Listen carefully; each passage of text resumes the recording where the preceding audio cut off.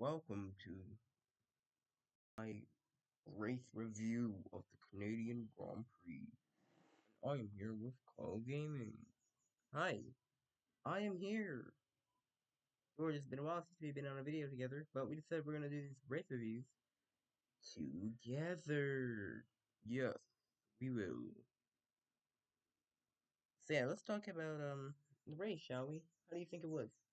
I think it was a certified banger, to be honest. Um, that's just how I thought it was. Yeah, was a banger. Let's talk about some stuff. Let's quickly just go over the results of the race. Max Verstappen taking the win from Lando Norris, George Russell, Hamilton, Piastri, Alonso, Stroll, Ricardo, Gasly, and Ocon. I'm guessing you've already talked about like, the top 5 in your video. Yeah, I have. Okay, so let's talk about the other side. Okay, so first thing you notice, Aston Martin finally back up in pace, but Mercedes had a lot of pace as well.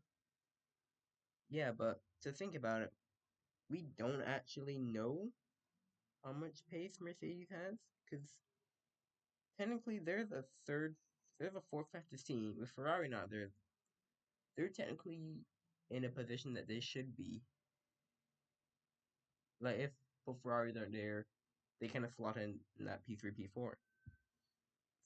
Yeah, we would have to see how they like next race is going to be interesting to see if Mercedes can keep that pace because like we have not seen Mercedes against Ferrari with Ferrari being there. We need to see the pace with Ferrari being there. Yeah, I completely agree with you. Ferrari wasn't there, so it's not easy to tell if Mercedes pace is going into the next race. But yeah. Although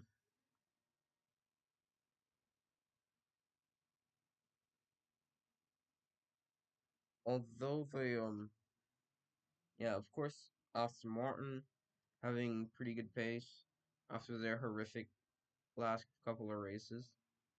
Yeah, Aston Martins have pretty horrific time recently. Nice for them to both get good results. Ricardo and Flon in eighth. How do you feel about that? Um, Ricardo was actually, I think he was actually faster than Yuki. Yuki was just lucky with that pit stop to be, up in eighth for so long. There was a stage of the race that I kind of thought Ricardo was not going to get points though. Yeah, Ricardo executed that race perfectly. It sucked. I don't know how he got. I thought he was gonna finish P7, but Stroll just kind of came in from like nowhere. But yeah, still good race from Ricardo, and faster cars did come through. So yeah, both Alpines, you know, let's mention them. Great race from both of them. Didn't expect I would see them picking up points. They're kind of picking up points now. How they were last season. Yeah, pretty good executed race from Alpine. Gasly ahead of Ocon again. Gasly now ahead of Ocon in driver standing. Let's go down now. Haas. What do you have to say about Haas? Um, a missed opportunity because at the start of the race, they looked like geniuses when they went on that tire. Hulkenberg was eighth, Magnussen was fourth, but then it just messed up Magnussen's pit stop horrifically. Even if he like held on to the points and finished ninth, that would have been a great achievement from where he qualified. Yeah, they really messed up that race for Haas. Then we have Kick Sauber, the last car on the road. Well, until Yuki had that spin. Yuki, he was having a good race. I thought he had pulled a blinder to be able to get ahead of Ricardo and finish in the point, but then he had that spin there. I'm not even going to talk about it. It's a mistake. Could have lost some points. Then Kick Sauber, man.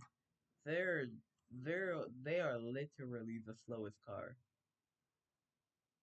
Like, if you realize, like a lot of people criticize Sargent, but I feel like Joe has been that one of the season. And normally we have one driver of the season who's like the Latifi or the Mazepin, like who's the one that's crashing and stuff. So far this year, that has been Joe. Yeah, true. Sargent hasn't really been crashing, he's just been slow, but Joe has been kind of both, to be honest. He's been slow and crashing. Crashed twice in free practice, qualified 20th and qualifying again. I feel like he's qualified 20th more than Sargent. Sargent making it in. So yeah, but Sargent's going to lose his seat anyways. Joe's definitely going to lose his. Like this year, I think he's worse than Sargent. Like he's just slow, and like you just forget that he's even in the race. You kind of remember that Bottas is in the race because Bottas was 12 for a bit, but Joe, you just forget that he's even racing. To be honest, at least when Sargent crashes, you remember that he's in the race. But with Joe, you don't even remember. Yeah, of course you have the retirements now. Very bad day for Ferrari. The worst day ever since like 2021. Well, I guess 2022 was the worst, but their first bad day in a while.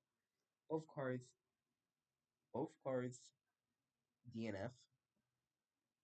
Okay, I have a take about this. This might upset some people in the comments, but there, I feel the pace was so bad that even if when Leclerc DNF, if Sainz stayed in the race, to be honest, I don't think Sainz was going to score at all either.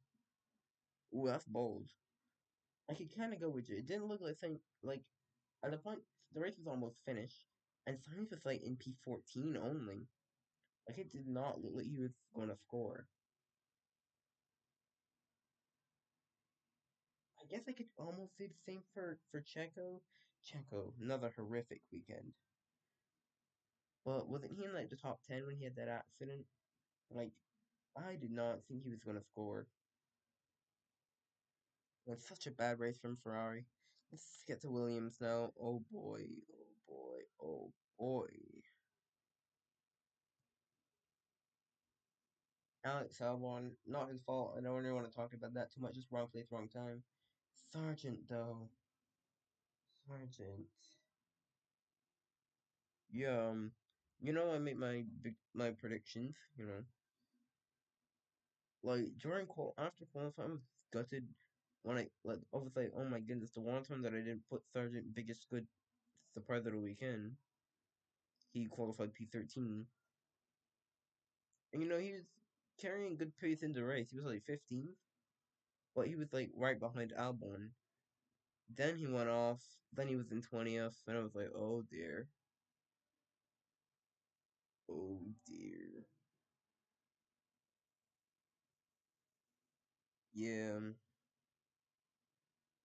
Then he kind of could have. I feel like he wouldn't have finished last if he stood in the race because he was kind of catching up to the back of. I think it was Hulkenberg.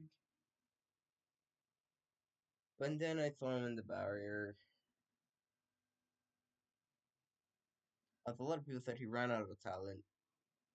Yeah. To speak on this, to be honest, every time I see a caution, I like because like our drivers are so good.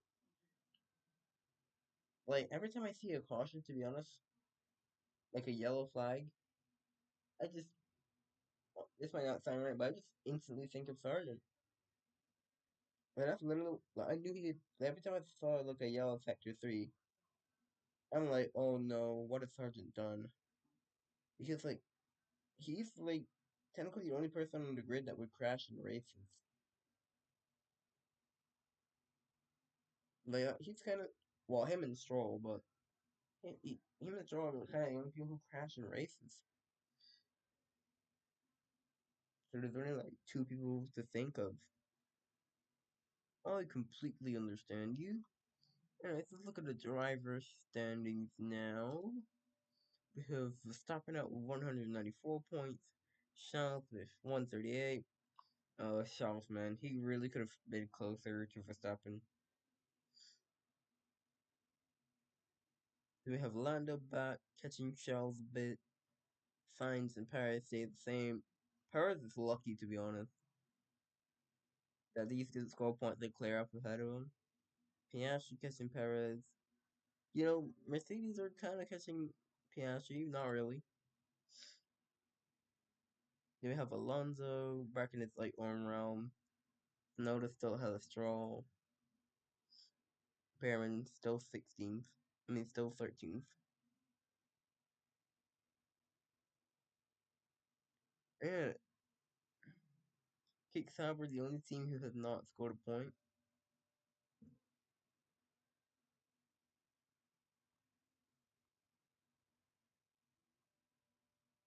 Let me try to go to the team standings. We have Red Bull out ahead. Ferrari better make sure they're not being caught by Mercedes. Yeah, Mercedes gained a little bit, but they're still too far away from McLaren. But they've had such a wretched start to the season that they've gained so many. Not gained. Oh yeah, I forgot. McLaren, they just went away, so they didn't really gain it. They both gained the same. Aston Martin gained a little bit on B carb. Haas. I thought Haas was gonna finish sixth, but now Haas actually needs to watch their back now because Alpine is coming. To be honest, I'm kind of scared that Haas is just gonna reenact the same season as last year, like have an amazing start, and then all the other teams just catch up. I personally don't think Haas is gonna finish last. There's another team that I think is gonna finish last. Alpine catching Haas. I think Alpine are gonna finish either seventh or eighth. Williams, I don't know. Albon needs to score, and Sargent needs to score as well. But and then Kick Sauber with no points. Kick, I think they're just gonna finish last. To be honest, I just think they're gonna finish last. They could have had. I feel they would have had a point with Valkyrie in China. That's the only time that car's looked quick. To be honest, in China, that's the only time that car has looked somewhat quick. Other times, it's just been on the at the back and like anonymous. They're the one anonymous team. Kick Sauber.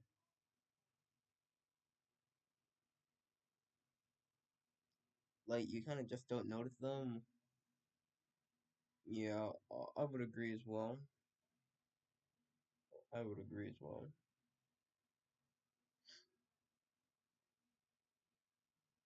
But yeah, next race, Spain. How do you feel about that one, George? Next race is Spain. I feel pretty good. I've always liked Caroling. It's an okay track to me, to be honest. It provides pretty good racing. And yeah, hopefully we have a fight between the top four teams. But I don't know if Merck's gonna stand up towards them. But yeah, bring it on.